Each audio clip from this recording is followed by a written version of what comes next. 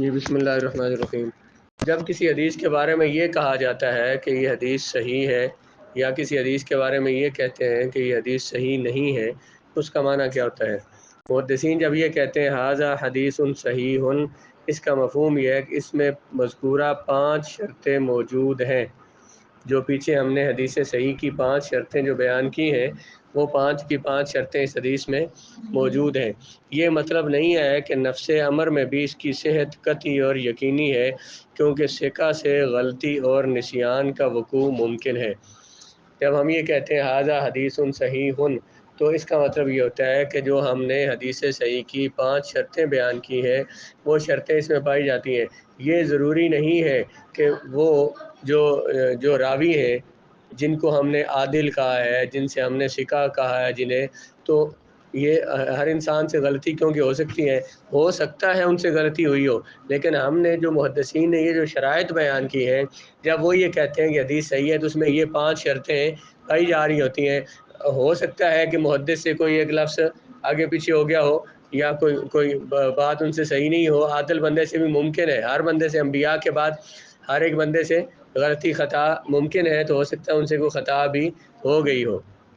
یہ مطلب نہیں کہ نفس امر میں یعنی حقیقت میں بھی اس کی صحت، اس حدیث کا صحیح ہونا یہ قطعی اور یقینی ہے، کیونکہ ثقہ سے بھی غلطی اور نسیان کا وقوع، غلطی اور نسیان کا، بھول کا ہو جانا یہ ممکن ہے۔ محدثین کا کسی روایت کے بارے میں یہ کہنا ھذا حدیث غیر صحیح، اس کا مفہوم یہ ہے کہ اس میں صحیح کی مذکورہ 5 شرائط یا بعض شرائط نہیں پائی جا رہی، یا تو 5 نہیں پائی جا رہی، یا یہ نہیں، اس کا یہ مطلب نہیں ہے کہ یہ حدیث یہ جھوٹ ہے، بھائی اس کو ہم دلیل بنائیں گے نہیں، اس کا درجہ حدیث کا صحیح سے کم ہو جائے گا، تو پھر بھی اس کو حدیث کو دلیل بنایا جائے گا۔ لیکن حدیث کے جیسے ہم نے پڑھا حدیث متواتر کے بارے میں، اس سے یہ یقین کا فائدہ دیتی ہے، یقین کا فائدہ دیتی ہے، مطلب جو دلائل یقینیہ، دلائل قطعیہ ہوتے ہیں، ان سے عقائد ثابت ہوتے ہیں، ان سے فرائض ثابت ہوتے ہیں اور حرام ثابت ہوتا ہے۔ دلیل قطعی اور دلیل یقینی جو ہے، جیسے قرآن کا آپ نے اصول فقہ میں پڑھا، قرآن کا لفظ خاص ہے، قرآن کا جو عام ہے، اسی طرح سے حدیث پاک میں جو یہ حدیث متواتر ہے یا حدیث مشہور ہے، تو اس سے کیا ثابت ہوتا ہے؟ عقائد اس سے ثابت ہوتے ہیں، اور ان سے فرائض اور جو سب سے بڑے درجے کے مسائل ہیں، فرائض اور فرض کے مقابلے میں کیا ہوتا ہے؟ حرام، وہ اس سے ثابت ہوتے ہیں۔ اب جو حدیث درجے میں کم ہوگی، تو اس سے جو مسئلہ ثابت ہوگا، جو خبر واحد جو ہے، جیسے حدیث ہے، حدیث عزیز ہے، غریب ہے، اب ان سے ثابت ہوگا واجب۔ اس سے کم درجے کی روایت ہے، اس سے جو مسئلہ ثابت ہوگا وہ مستحب درجے کا، سنت موقدہ، سنت، اور اس طرح سے جو مستحب ہے وہ ان سے ثابت ہوگا۔ تو حدیث کو کوئی یہ کہہ دے کہ حدیث صحیح نہیں ہے، اس کا مطلب یہ نہیں ہے کہ یہ حدیث واضح طور پر جھوٹ ہے، اس کو ہم حدیث مانتے نہیں۔ جس سے آج کل لوگوں نے بس اس نے حدیث صحیح کا نام سنا ہے تو بس کہتے نہیں کہ حدیث صحیح ہے جی، تو اس کو ہم لیں گے، اس پر عمل کرنا تو ضروری ہو گیا۔ اور جو یہ حدیث صحیح نہیں ہے تو اس کو حدیث کے ذخیرہ حدیث سے کیا نکال دیا محدثین نے جب انہیں اپنی کتابوں میں نقل کیا ہے، تو انہوں نے وہ ہم سے زیادہ پڑھے ہوئے لوگ تھے اور زیادہ حدیث میں محتاط تھے، اگر وہ بالکل جھوٹ ہوتا تو اس کو بیان ہی نہ کرتے، کیونکہ رسول اللہ نے فرمایا جس نے میری طرف جھوٹ منسوب کیا تو جہنمی ہے، تو وہ جہنمی ہے، تو حضور علیہ الصلوۃ وہ صحابہ، وہ محدثین جو ہے اس کو اپنی کتابوں میں ذکر ہی نہ کرتے۔ اس لیے حدیث کو کسی محدث کا غیر صحیح کہنا یہ اس بات کی دلیل نہیں کہ وہ بالکل اسے جھوٹ کہہ دیا جائے اور اس کو ہم دلیل ہی نہیں بنائیں گے، وہ بھی حدیث ہے، درجہ اس حدیث کا کم ہے۔ درجہ حدیث کا کم ہونے سے مطلب کیا پتہ رسول اللہ نے وہ بات فرمائی ہو، لیکن آگے راوی جنہوں نے روایت کیا وہ صحیح نہیں تھے نا، اس وجہ سے اس حدیث کو غیر صحیح کہا گیا کہ وہ راوی صحیح نہیں تھے۔ اگر رسول اللہ نے وہ بات فرمائی ہے تو بات تو حضور کی ہے، بات تو رسول اللہ کی زبان سے نکلی ہے، لیکن محدثین نے احتیاط کرتے ہوئے کہ یہ راوی صحیح نہیں ہے اس حدیث کے، ہو سکتا ہے کہ کیونکہ ان سے وہم ہو جاتا تھا، کسی سے غلطی ہو جاتی تھی، کسی کا حافظہ اتنا نہیں تھا، تو شاید ہو سکتا ہے کہ ان سے یہ بات صحیح منقول نہ ہوئی ہو۔ اس وجہ سے انہوں نے کہا کہ ہم اس میں احتیاط کرتے ہوئے جو شرعی مسائل ہیں، جو احکام ہیں، وہ اس حدیث سے بڑے درجے کے جو فرض ہے یا واجب ہے وہ اس سے ثابت نہیں کریں گے، عقائد ثابت نہیں کریں گے، اس سے کم درجے کے مسائل جو ہیں وہ اس سے ثابت کیے جائیں گے۔ اس کو آج جو لوگوں نے اصول حدیث کو پڑھا ہی نہیں، جنہیں حدیث کا پتہ ہی نہیں، بس یہ حدیث صحیح نہیں ہے جو نہیں ہے تو بس حدیث کو چھوڑ دیں گے، تو یہ صحیح نہیں کہنے سے اس حدیث کو چھوڑ نہیں دیا جائے گا، بلکہ اس میں بھی جیسے حدیث کو صحیح کہنے میں یہ وہم موجود ہے کہ ہو سکتا ہے کہ راوی سے اس سے غلطی ہو گئی ہو کوئی، بے شک وہ بڑے درجے کے عادل راوی ہوں، بڑے نیک متقی ہوں اور ضابط ہوں، ان کا حافظہ صحیح ہے، لیکن پھر بھی غلطی کا امکان تو ہے، ہو سکتا ہے ان سے غلطی ہو گئی ہو۔ تو اسی طرح سے جس حدیث کو غیر صحیح کہا گیا ہے تو وہ بھی راویوں کی وجہ سے کہا گیا ہے، تو ہو سکتا ہے کہ وہ روایت تو صحیح ہو، رسول اللہ کو فرمان ہو، حضور کی زبان مبارک سے وہ الفاظ صادر ہوئے ہوں، لیکن آگے راوی صحیح کر روایت کرنے والے نہیں تھے، تو محدثین نے ان راویوں کو دیکھتے ہوئے حدیث کا حکم لگایا کہ حدیث صحیح نہیں ہے۔ کیا کسی سند کو یقینی طور پر صحیح ترین سند کہا جا سکتا ہے؟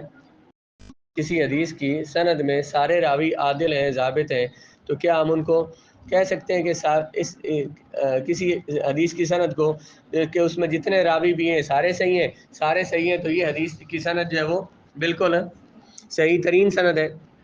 مختار اور پسندیدہ قول یہ ہے کہ مطلق یقین کے ساتھ کسی سند کو صحیح ترین کہنا درست نہیں ہے، کیونکہ صحت حدیث کے مراتب کے اختلاف اور تفاوت کا دار و مدار سند میں موجود شروط صحت کی موجودگی اور امکان وجود پر ہے۔ حدیث کی صحت کے مرتبوں کے اختلاف کا دار و مدار کس پر ہے کہ سند میں موجود شروط صحت، سند میں حدیث کے صحیح ہونے کی شرائط جو ہے وہ موجود ہیں یا موجود نہیں ہے۔ حدیث کو صحیح کے درجے کب بنتے ہیں؟ جو حدیث صحیح کے لیے 5 شرطیں لگائی گئی ہیں، جس حدیث میں یہ ساری شرطیں پائی جائیں گی وہ درجے میں ذرا زیادہ ہوگی، جس حدیث میں درجے یہ کم پائی جائیں گی اس کا درجہ کم ہو جائے گا۔ یہ جو کہا ہے کہ صحت حدیث، حدیث کے صحیح ہونے کے جو مرتبے ہیں ان کے اختلاف کی وجہ سے، ان کے اختلاف کا حدیث کے مرتبے، حدیث کے درجے کا مختلف ہونا، اس کا دار و مدار سند پر ہے۔ حدیث کے سند کے مختلف ہونے کا دار و مدار کس پر ہے؟ سند میں جو صحیح ہونے کی شرائط پائی جاتی ہیں ان پر ہے۔ حدیث کے مرتبوں کے درجے کے مختلف ہونے کا دار و مدار کس پر ہے؟ حدیث صحیح کی شرائط کے پائے جانے یا نہ پائے جانے کے لحاظ سے۔ جس میں حدیث صحیح کی ساری شرائط پائی جائیں گی اس کا درجہ سب سے زیادہ ہوگا اور اس کا مرتبہ زیادہ ہوگا، جس میں کوئی درجہ اس سے، جس میں ساری نہیں پائی جائیں گی اس کا درجہ کم ہو جائے گا۔ حدیث صحت کی تمام شرطوں میں بلند درجات کا اثبات اور تحقق بہت قلیل اور نادر ہے۔ حدیث کے صحیح ہونے کی جو تمام شرطیں ہیں یہ حدیث میں، کسی حدیث میں ساری پائی جائیں، یہ بہت کم حدیث ہے جن میں حدیث کے صحیح ہونے کی جو ساری شرائط ہیں ساری کی ساری پائی جائیں، وہ حدیث بہت، یہ لفظ مشکل لکھے ہوئے، اگرچہ ترجمہ کیا ہے عربی کا لیکن مشکل ترجمہ کیا ہے، جو عربی کے الفاظ تھے وہی انہوں نے ذکر کر دیے، جو نہ سمجھے پوچھنا آپ نے۔ پہلی بات کیا گئی تھی بھلا؟ یقین کے ساتھ کسی حدیث کو صحیح کہنا درست نہیں ہے، کیونکہ حدیث کو صحیح کہنے کے جو صحیح حدیث کے جو مرتبے اور جو درجے ہیں وہ درجے کس طرح بنتے ہیں؟ صحیح حدیث کے لیے جو شرائط ہیں ان کے لحاظ سے، صحیح حدیث کے جو شرائط ہیں ان کے لحاظ سے حدیث کے درجے بنتے ہیں، حدیث کے مرتبے بنتے ہیں۔ تو جس حدیث میں تمام یہ شرائط پائی جائیں گی وہ درجے میں سب سے زیادہ ہوگی، جس میں کم پائی جائیں گے اس کا درجہ اتنا ہی کم ہو جائے گا۔ صحت کی تمام شرطوں میں بلند درجات، صحت کی تمام شرطوں میں بلند درجات کا اثبات بہت قلیل ہے، یعنی حدیث کے صحیح ہونے کے جو درجے ہیں، حدیث کے جو مختلف مراتب ہیں، سب میں یہ ساری شرائط پائی جائیں یہ بہت کم ہے۔ اس لیے اولا اور مناسب یہ ہے کسی سند کے بارے میں مطلقاً اصح الاسانید کا حکم لگانے سے بچا جائے۔ کسی حدیث کی سند کے بارے میں ہم یہ کہیں کہ اصح الاسانید یہ تمام سندوں میں سے سب سے زیادہ صحیح سند ہے۔ حدیث کو صحیح کس اعتبار سے کہتے ہیں؟ سند کے راویوں کے اعتبار سے کہتے ہیں، وہ جن میں یہ 5 شرائط پائی جائیں، جس میں تو وہ کسی حدیث کے بارے میں اصح الاسانید مطلق کہنا کہ یہ حدیث جو ہے اس کی جو سند ہے یہ تمام سندوں میں سب سے زیادہ صحیح سند ہے، ایسا نہیں کہنا چاہیے، اس سے بچنا چاہیے۔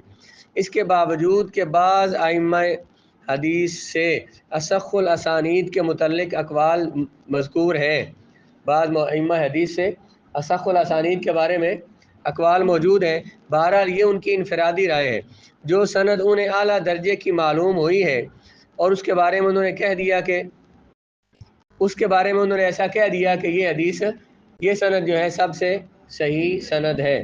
جس حدیث کے بارے میں، جس سند کے بارے میں انہیں یعنی بعض محدثین نے بعض سندوں کو اصح الاسانید کہا ہے، جس کے بارے میں ان کا گمان تھا کہ اس کے سارے راوی بہت اعلیٰ درجے کے ہیں، اس کو انہوں نے اصح الاسانید کہہ دیا. ایک سند امام زہری جو ہے وہ اپنے استاد سالم سے روایت کریں اور سالم اپنے والد حضرت عبداللہ بن عمر سے روایت کریں.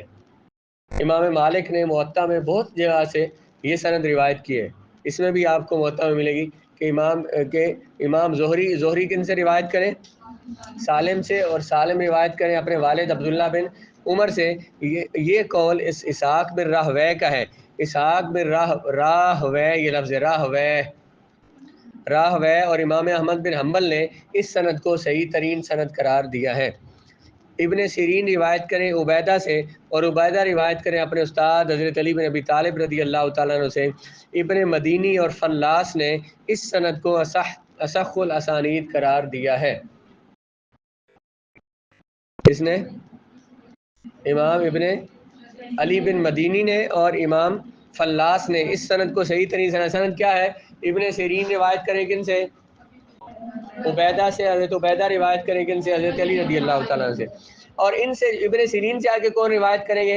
ابن سیرین سے آگے روایت کرنے والے امام مالک ہو سکتے ہیں، جنہوں نے اپنی کتاب موطا میں ان کی حدیث دی ہوگی. جس طرح کہ امام زہری سے بہت ساری حدیث روایت کی امام مالک نے. اعمش روایت کریں حضرت ابراہیم نخعی سے. ابراہیم روایت کریں علقمہ سے. علقمہ روایت کریں عبداللہ بن مسعود سے. یہ سند جو ہے اس کو امام ابن معین نے اس کو اصح الاسانید شمار کیا ہے.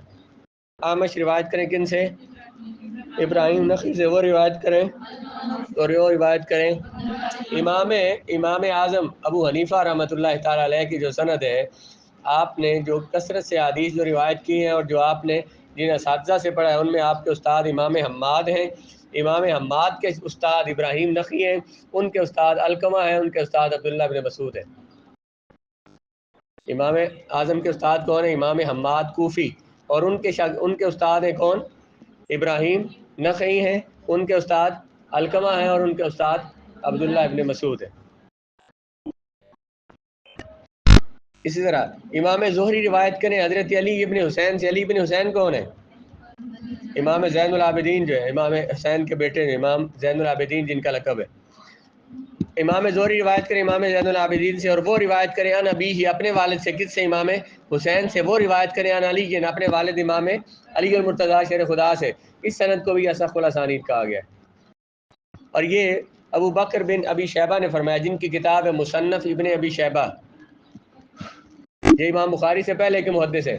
کل ہی مجھ سے ایک بندے نے پرسوں سوال کیا کہ امام بخاری اور امام مسلم کے بعد کوئی اور بھی لوگ ہیں جن کی حدیثوں سے، کتابوں سے ہم حدیثیں لیتے ہیں. لوگوں کے ذہنوں میں بات ڈال دی کہ بس بخاری اور مسلم ہی ہے. حالانکہ جب حدیث پر بحث سند کے اعتبار سے ہوتی ہے تو جس حدیث کی سند میں راوی کم ہوں گے، جس کا زمانہ رسول اللہ سے جتنا قریب ہے، اس کے رسول اللہ کے درمیان اتنے راوی کم ہوں گے. دیکھیں نا، مثلا آپ نے ایک سبق پڑھا ہے، آپ یہاں کسی استاد سے پڑھتے ہیں، انہوں نے مثال کے طور پر آپ نے پڑھا ایمن سے سبق پڑھا، آپ نے، انہوں نے سبق پڑھا سلیمہ سے پڑھا ہے، انہوں نے آگے یاسمین سے پڑھا ہے، اور انہوں نے مجھ سے پڑھا ہے. تو اگر آپ اس سے لیں گے، ایک بندے سے سبق پڑھیں گے، ایک حدیث لیں گے، تو اس کے اور میرے درمیان اتنے واسطے آ گئے. اگر آپ وہی سبق جو ہے وہ آپ یاسمین سے پڑھیں گے تو انہوں نے ڈائریکٹ مجھ سے پڑھا ہے، تو پھر واسطے کم ہو گئے. جب واسطے کم ہو جائیں گے تو راویوں پہ کم بحث ہوگی. جب کم راویوں پہ بحث ہوگی، جتنے راوی آپ کے درمیان آئے وہ راوی جو ہے وہ سارے جو ہیں ان پہ وہ لائق استاد ہیں، وہ اعلیٰ درجے کے راوی ہیں، ان پہ بحث کم ہوگی. جب بحث کم ہوگی تو اس حدیث کا درجہ بھی زیادہ ہوگا. ایسی بات ہے جب جو حدیث جو ہے امام بخاری نے نقل کیا اپنے اساتذہ سے، امام بخاری تیسری صدی ہجری کے، امام اعظم اور امام مالک جو دوسری صدی ہجری کے لوگ ہیں. پہلی اور دوسری صدی ہجری میں 150 میں امام اعظم کا وصال ہے، اور امام بخاری 200-250 کے قریب ان کا وصال ہے. یہاں اس میں اصول حدیث میں لکھا ہوگا. تو امام بخاری کے درمیان اور رسول اللہ کے درمیان واسطے زیادہ ہوئے، اور ان سے پہلے کے جو محدثین ہیں ان کے درمیان رسول اللہ کے درمیان واسطے کم ہوئے. جب واسطے کم ہے تو راویوں پر بحث بھی کم ہوگی، وہ اعلیٰ درجے کے راوی ہوں گے. مثلا ان میں راوی کون ہوں گے؟ صحابی ہوں گے، ایک تابعی ہوں گے، دو تابعی ہوں گے. امام مالک نے جن سے پڑھا وہ زیادہ تابعین ہیں، ان میں تابعین اور پھر ان کے بعد صحابہ ہیں. تو تابعین تو وہ جن میں زیادہ سچے لوگ تھے، کیونکہ وہ ان کا زمانہ رسول اللہ کے زمانے کے قریب تھا. ان میں اس طرح کے لوگ نہیں تھے جو حدیث میں گڑبڑ کرنے والے ہوں. تو اس طرح ان کی روایت تو زیادہ پھر مقبول ہوگی. تو اس طرح امام بخاری سے پہلے کے جو محدثین ہیں ان کی کتابیں مصنف ابن ابی شیبہ پوری کتاب ہے امام ابو بکر بن ابی شیبہ کی. امام عبد الرزاق سنانی ہے، ان کی کتاب مصنف عبد الرزاق ہے. تو یہ پہلے کے لوگ ہیں. امام مالک کی کتاب پہلے کی ہے. تو ان کی حدیث کو ان کا درجہ زیادہ ہوگا ان سے. جن لوگوں نے یہ لے لیا کہ بس بخاری اور مسلم کو لیں گے، تو میں نے انہیں کہا کہ بخاری مسلم کو اگر صرف وہی حدیثیں لینی ہے تو پھر باقی محدثین نے حدیث کی کتابیں حدیث میں حدیثیں کیوں لکھی ہیں اور کتابوں میں حدیثیں کیوں جمع کی ہیں جو ان سے بعد میں آئے ہیں؟ اگر انہی کی حدیثیں کافی تھیں تو بعد میں آنے والے لوگوں کو کیا ضرورت پڑی تھی کتابیں لکھنے کی؟ جو 8ویں صدی ہجری میں آئے انہوں نے بھی حدیث اپنی کتابوں میں حدیثیں جمع کی. مثلا امام جلال الدین سیوطی کی ایک کتاب ہے جامع الاحادیث، جس میں وہ حدیثیں جو انہیں حدیثیں جمع ملی وہ انہیں جمع کرتے رہے. اور ان ابھی بھی وہ اس میں بعض لوگوں نے اس میں حدیثیں جمع کی اور مزید اس میں اضافہ کر رہے کہ جو حدیثیں اس کو نام ہی دیا جامع الاحادیث میں تمام حدیث جمع ہے. اس طرح سے مثلا کتاب ہے امام احمد بن حنبل کی جو کتاب ہے مسند احمد بن حنبل، یہ ہمارے پاس جو لائبریری میں کتاب موجود ہے 4 جلدوں میں، اور یہی کتاب 50 جلدوں میں میں نے دیکھی ہے. 50 جلدوں میں یا 45 جلدوں میں تھی. تو ظاہر ہے اس میں انہوں نے جو حدیثیں بیان کی ہیں، امام بخاری کی صحیح بخاری آپ لیں تو وہ زیادہ کسی نے چھاپی ہے 4 جلدوں میں چھاپی ہوگی، 5 میں چھاپی ہوگی، اس سے زیادہ میں نہیں چھاپی. تو جو 45 جلدوں میں کتاب حدیث کی چھپی ہے صرف حدیث کا متن ہے، حدیث کی شرح نہیں ہے، اس میں صرف حدیث ہے، اس میں حدیث کی شرح نہیں ہے. تو وہ اس میں ظاہر حدیث اس سے زیادہ ہے. تو پھر جو انہوں نے حدیث روایت کی ہے امام احمد بن حنبل نے مثلا روایت کی ہے تو وہ حدیثیں ان میں نہیں لانی چاہیے تھی انہیں، کیونکہ بخاری اور مسلم جو کافی تھے. تو ہم نے حدیث کی سند کو دیکھنا ہے، وہ کسی کتاب میں منقول ہے، اس کی سند اگر اعلیٰ درجے کی ہے تو اس حدیث کو صحیح کہا جائے گا. جیسے ابھی آپ نے پڑھا کہ ہم سند کو دیکھیں گے اس میں سند میں شرائط پائی جاتی ہے یا نہیں پائی جاتی. امام مالک روایت کریں اپنے استاد نافع سے، نافع روایت کریں عبداللہ بن عمر سے. یہ بھی اصح الاسانید اس کو آ گیا ہے، اور اس کو کہنے